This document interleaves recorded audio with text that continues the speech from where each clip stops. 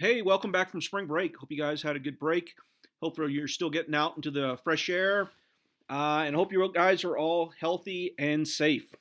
So, we're going to get back to our normal routine, which is getting back to math class. Here we go. So, what we left off was on 10.2a, the worksheet. It was on solving inequalities. Here's what I need you to do is I'm going to post the answers. I need you to check your answers to that worksheet and then go onto the Google Forms and answer how many you got wrong. Here you go.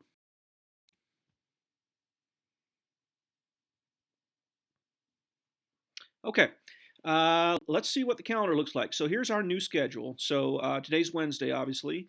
We're going to do Mondays, Wednesdays, Fridays classes, and Tuesdays and Thursdays are going to be devoted for tutoring. So how's that tutoring going to work? If you need individual help, you're going to email me, and we're going to arrange for a way for me to give you some assistance on whatever it is you need help on, and that way we'll get some one-on-one if needed. If not, then use Tuesdays and Thursdays to get your homework done. All right. So we're going to do 10.2b. Homework is another worksheet. It's located at the bottom of the Google Forms. You don't have to print it out. You can leave it on, just write down your answers, or if you want to print it out, go for it. If there's anything that I can help you with, don't hesitate to ask. Remember, this is a video. You can pause it, rewind, and then also we've got those Tuesday and Thursday days for tutoring. So don't hesitate. I'm going to be at my computer the whole time.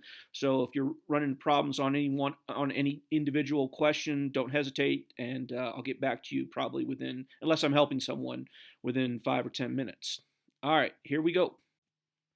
All right, we're going to continue the lesson on solving inequalities. This is the end. There's just a two-parter for 10.2. All right, looks like we're doing a lot today. However, it's really stuff that we've already done before. We just got to remember in the inequality land, we got that one extra rule that if you ever multiply or divide by a negative number, you need to flip the inequality.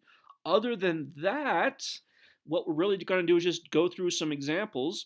It's basically solving equations, except in the inequality form. And then remember, in the equality land, we have to graph our answers. And that's really the only difference. All right, so let's just do one. For those of you that need assistance on how to solve multiple step, in this case, inequalities, here's the guidelines that I like to give for you. I always look at both sides of the inequality in this case and see if we can simplify. That either means add or subtracting things.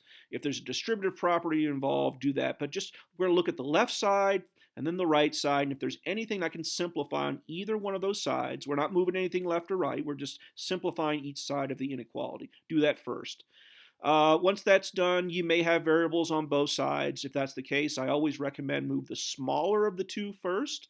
And that way you keep things most likely positive rather than negative.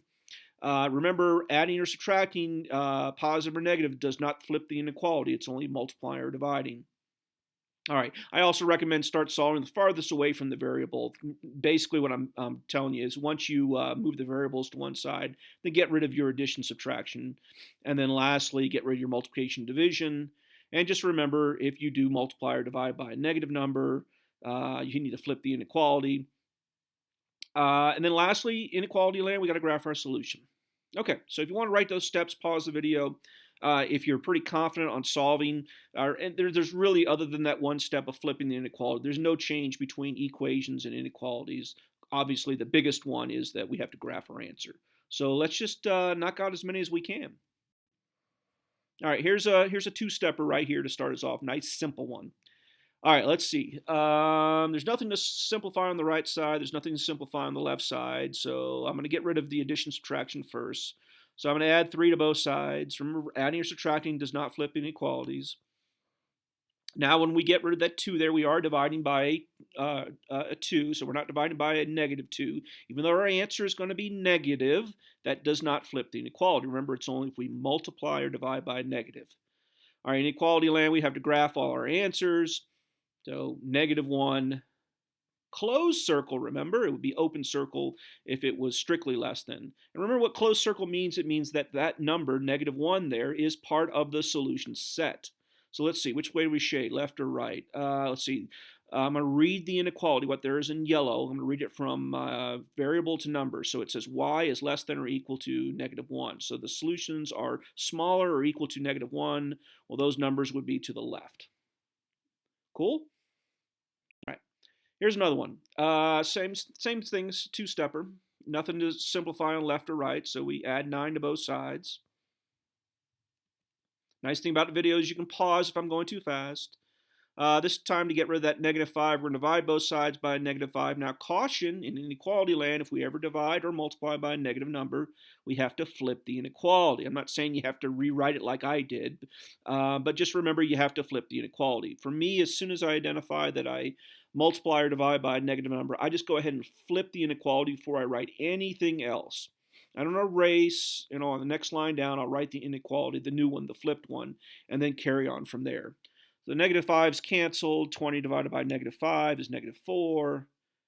And then we graph our solutions.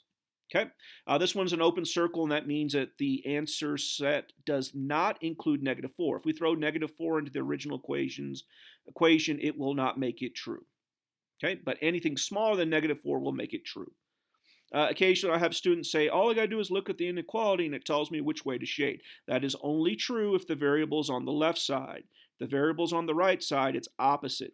That sounds way too complicated to memorize. So what I always do in yellow there is simply read it from variable to number and just see what it says. It says A is smaller than -4, or the solutions are smaller than -4. So I shade left. Okay? All right, something new today on Google Forms. There's 2 problems there. There'll be 2 answers in Google Forms. You'll see it'll say what are the answers in box number 1. I'm doing it multiple choice just so you can get some immediate feedback. So don't resist the urge to listen to my answers. Go ahead and get the answers, and then check. I'm going to be able to get immediate feedback on you, how you're answering the questions. So it'll make sense as soon as you get to Google Forms. It'll say what are the answers to the left one, or what's the answer to the right one in box 1. It'll make sense, trust me. Okay, how'd you do? Well, let's see. The first one, we subtract 3, divide by -6, so we need to flip the inequality. Therefore, it is open circle, shade right. And on the second one, after we add 16, divide by 8, we get, once an open circle, shade left. Okay, how'd you do? Reminder, hey, when we do the distributive property, remember, I always encourage you to do the arrows. And what I typically say is you do the one arrow, you write the answer, and do the second arrow, do the answer. Also remember is that if it's not a 2, but a -2, you're distributing a -2 to the inside. So that would give me, let's see, a +8 and a +2x. Okay, so just be careful there. All right, here we go. This is probably as complicated as it gets unless there's fractions involved. All right, here we go. All right, it's the same basic thing. Just be careful. Remember, we've got to follow PEMDAS. You cannot do 5 minus 2 to start with because that -2 is being multiplied by the quantity 4m plus 7. So what you first need to do is you need to distribute the -2 to the inside. So -2 times 4m, -8m, -2 times 7, -14. Pause the video. Make sure you understand that. The number one mistake there is, it's so tempting. 5 minus 2 is 3. You can't do subtraction before you do multiplication by order of operation. So that is generally the mistake that's made there. All right, let's see. Can we combine anything on the right side? Sure. That 5 and the -14. 5 minus 14 is -9. Add 9 to both sides. Well, we're going through these pretty quickly. And we're dividing both sides by -8, so we got to flip the inequality. Now here's where we got to be careful. You're used to just looking at the inequality and shading that way, but this time the variable's on the right.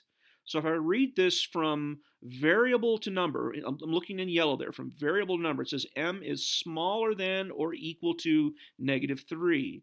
So smaller than or equal to -3, that would be shade left. Okay? Make sense? All right, same drill. 2 problems. Look at the Google Forms. Will be box number 2. So 2 different answers. Go ahead, pause the video, get to the answers, and then come back and check your answers.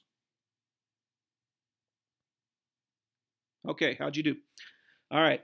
Sierra, what did you get? First one. Hmm. Let's see. I think that's right. Let's see. What'd you do first? That's correct. Distribute the negative 2 to the inside. Let's see. Negative 2 times x is negative 2x. Negative 2 times 4 is negative 8. 10 minus 8, I'm simplifying the left side first. 10 minus 8 is 2. Right? Now, if you wrote 2 minus 2x, remember that would still be the same thing. Subtract 2 from both sides. Boy, I'm getting lazy here, leaving off a step. Divide both sides by negative 2. Ooh, look, I flipped the inequality. Why? Because I divided both sides by negative 2. So let's see, this would be open circle. Let's see, the solutions are smaller than negative 10, so that would be shade left. All right, second one. Let's see, distributive property first. Landon, what you get? A bunch of negatives there. Let's see if you got it right. 11 minus 2 is negative 22. 11 minus, I said 11 times negative 2 is negative 22. 11 times negative t is negative 11t. Negative 22 and a positive 4. Some of you, this is probably where you made your mistake. Negative 22 and a positive 4 is negative 18. Add 18 to both sides. Divide by negative 11, and yes, we did get a very, very ugly answer, but that's fine. Our graphing method simply has us put that one number in the middle. Let's see, t is greater than or equal to negative 70 over 11, so shade right. Cool? All right. Okay, so we got variables on both sides, So let's see. There's nothing to combine on the left side or the right side. My recommendation is always to move all the variables to one side first, and that way you don't move things twice. As soon as you move variables to one side, then you know what side you're solving for. So let's see, I always recommend moving the smaller of the two, so that would be the 3n.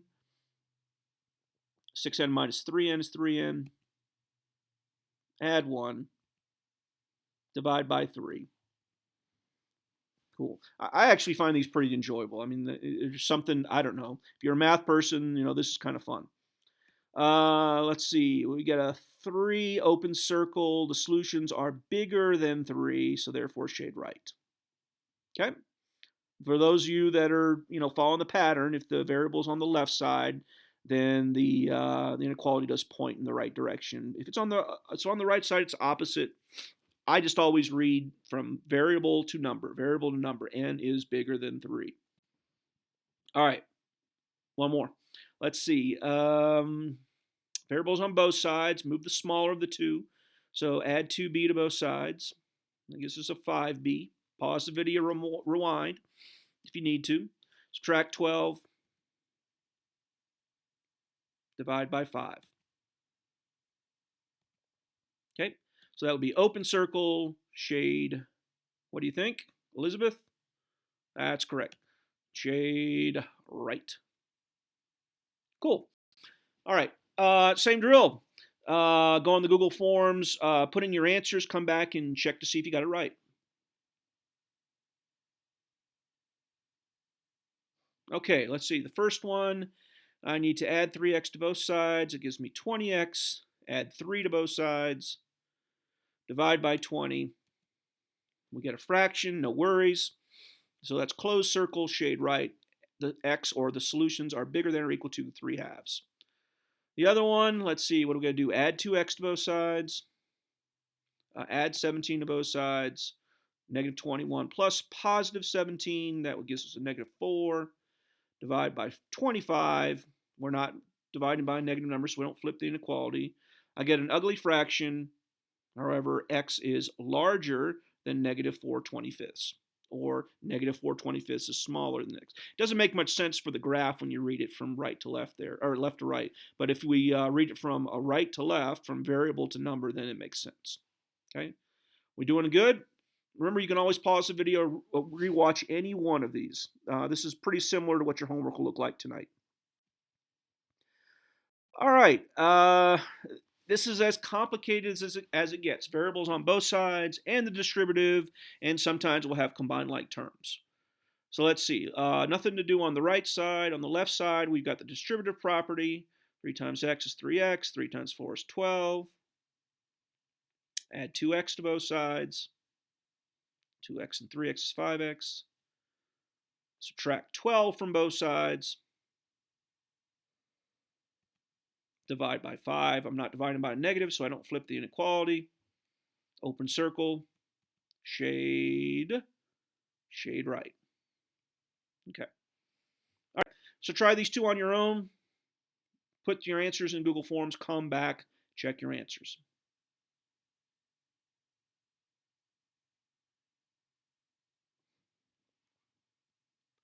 All right, let's see. The first one, distribute a negative 3 to the inside.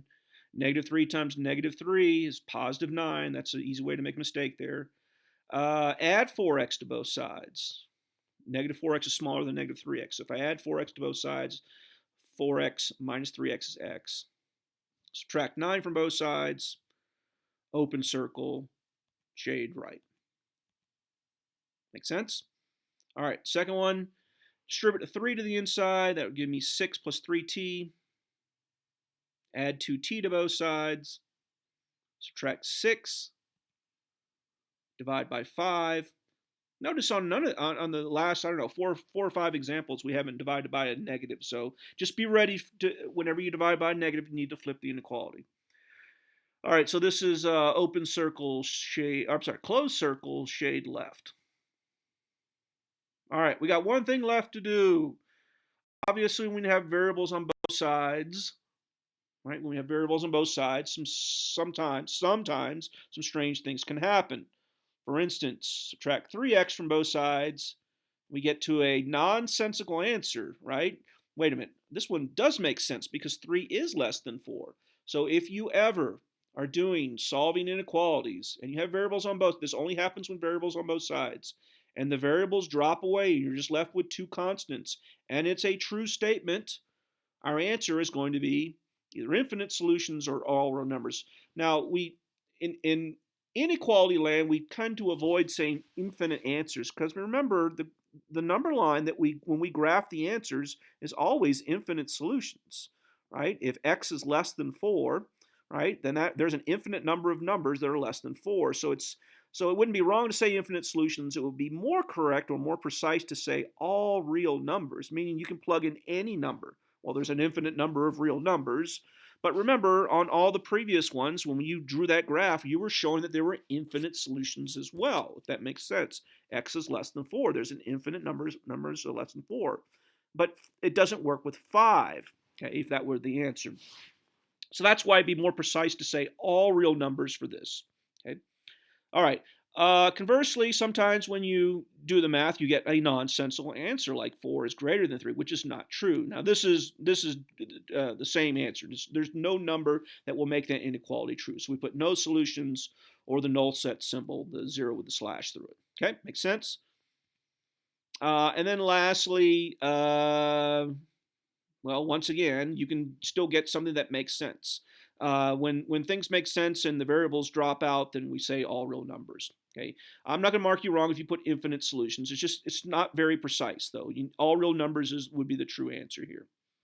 Okay, so if we solve the inequality and the variables disappear, and it's true, right? We put all real numbers. Now notice I put infinite solutions, although technically that's true. It's more precise to say all real numbers. And lastly, if you solve the inequality, the variables drop out, and it's a false statement, then you put no solutions or the null set. Okay? All right, so let's see how that works. All right, go ahead and do these 3. Answer the Google Forms. This is box number 5. Okay, one question that came up, I forgot who asked it, which was, well, do I graph these if it's all real numbers or all solutions? Well, no, you don't. Remember, what would a graph of no solutions? It should be a graph with nothing on it other than numbers. And a graph of all real numbers would be a graph that showed all the real numbers. So we don't graph those. All right, so the first one, subtract 6, I'm sorry, we combine like terms on the right side. 7m minus m is 6m. Subtract 6m from both sides. We get a nonsensical statement. Negative 5 is not larger than 7, so that's no solutions. Second one, distribute the -2 to the inside. Add 2s to both sides. Once again, we get a nonsensical statement. -12 is not bigger than 15, so no solutions. And the math teacher protocol, if the first two were no solutions, then obviously the last one, that's correct. So distribute the -3 to the inside, add 3w, we get a true statement, therefore it's all real numbers.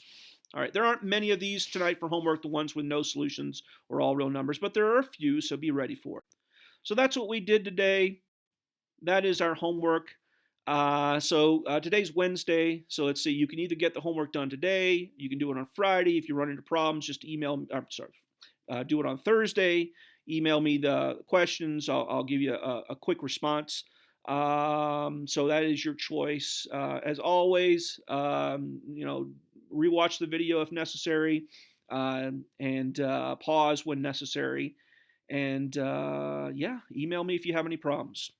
So that'll conclude it for today. You guys have a great day, and I will see you on Friday.